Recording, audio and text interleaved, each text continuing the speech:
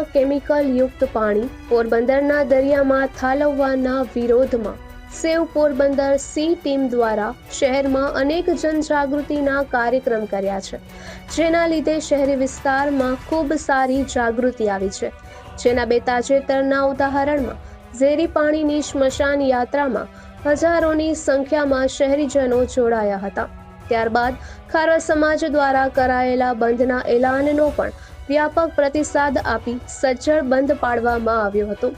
ત્યારે હવે ગ્રામ્ય વિસ્તારમાં જનજાગૃતિ માટે સેવ પોરબંદર સી કમિટીએ કમર કસી છે અને તેના ભાગરૂપે ટીમ દ્વારા ઘેડ વિસ્તારના મિત્રાળા ગામની મુલાકાત કરાઈ હતી.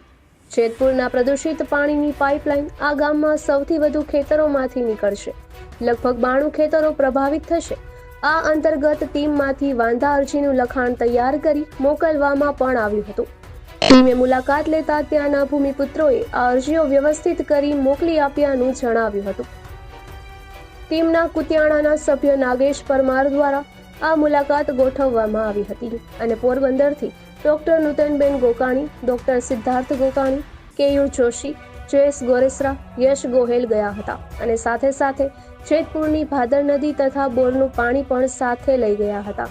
ત્યાં જે લોકો મળ્યા તે સૌ આ પાણી જોઈને આઘાત પામી ગયા હતા. તેમણે કહ્યું હતું, અમારે ચોમાસામાં ઉદ્યોગોનું પ્રદૂષિત પાણી જે ભાદરમાં છોડાય છે તે જ આવે છે. આ વખતે અમારો ઊભો પાક સુકાઈ ગયો છે, તેથી આ પાણી અમારા માટે ખતરનાક છે. તેમની અમને પણ જાણ છે જ. ટીમ દ્વારા આ પાણી કઈ રીતે આવશે અને તેનું શું શું ગેરફાયદા છે તે સમજાવવામાં આવ્યું હતું.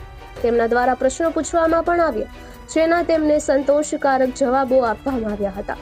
ગામ લોકોએ પોતાનો સંપૂર્ણ સાથ અને સમર્થન સેવ પોરબંદર સીની ટીમને આપવામાં આવ્યું હતું. ભવિષ્યના નેતા પ્રોજેક્ટમાં આખું ગામ સાથ આપશે તેવું જણાવ્યું હતું. ગામના લોકોએ કહ્યું, અમારા 800ની વસ્તીમાં 2000 વીઘા જમીન છે, તેમાં પણ 92 ખેતરોમાંથી લાઈન નીકળે. વિચારો કે અમારું આખું ભાવિ અંધારમય થશે.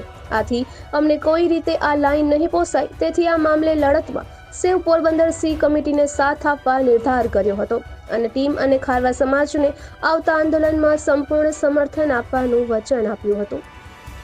નિપુલ પોપટ, પોરબંદર ટાઈમ્સ.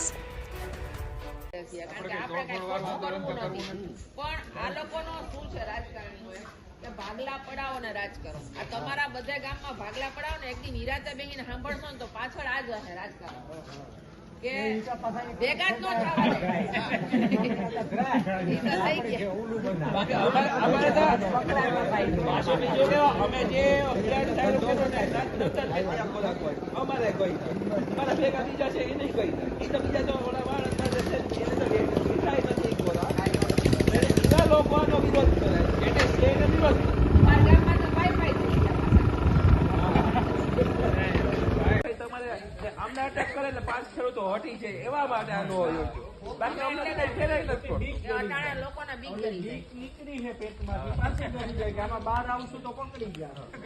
એવું કોઈ હોય નહીં કે પકડી જાય. આપણે કોઈને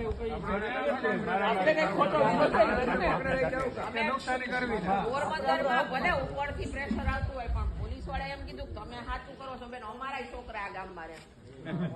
તિરુપુર ની અંદર આપણા સાઉથમાં તિરુપુર ગામ છે, ત્યાં સાડી ઉદ્યોગ છે.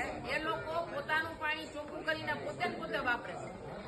તો એ લોકો વાપરે તો આ લોકો કેમ ના વાપરે? આ લોકો શું કામ આ રીતે નાખે છે? આપણો પ્રશ્ન એટલો જ છે. અને સરકાર અત્યાર સુધી જવાબ જ નથી દીધો એકાઈ વસ્તુનો. સરકાર સાચી હોય તો અમારી પાસે આવીને બેસે તો ખરા કે ભાઈ આ અમારો પ્લાન છે. મને આપણા એક રાજકીય આગેવાને કીધું હતું, બેન સારો પ્લાન છે, એમ તો આમ કરે છે તેમ. મેં કીધું સાહેબ બધું સારું, તમારી પર વિશ્વાસ છે, સરકાર પર વિશ્વાસ છે, પણ મને એટલું ખાલી કયો કે આ પાણી ચોખ્ખું ન થાય તો શું કરવાનું?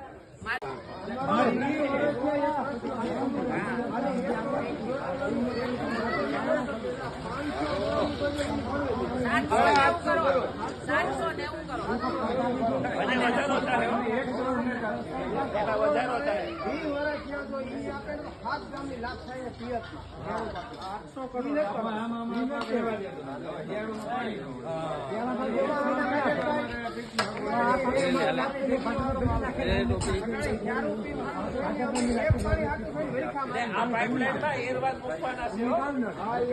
1 કિલોમીટર ને 1 કિલોમીટરમાં 6 એરવાલ હશે. કેટલા?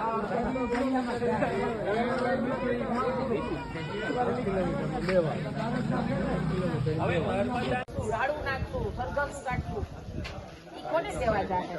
કરોડો જીવો છે અંદર, એ બધાય મરી જાય. રસ્તામાં તમે અજાણે તમારા ખેતરમાં જો કેટલા જીવો છે, આવી સેલ આવે તો એ બધાય મરી જ જતા હશે. આ જીવો એ રસ્તાના ખેડૂતો રાજી થયા હોય કે તમારી કોઈ પાઇપલાઇન હોય અટણુંથી તમે પીડા ના આવે તમે તો જોવો જ એ લોકો એમ કે અટણુંથી અમારું કઈ નથી સાંભળો તમારું કેટલો સાંભળે અમે જોઈએ હવે એ લોકો અત્યારે ખરેખર એમ કે વિચાર કરો એને કેટલી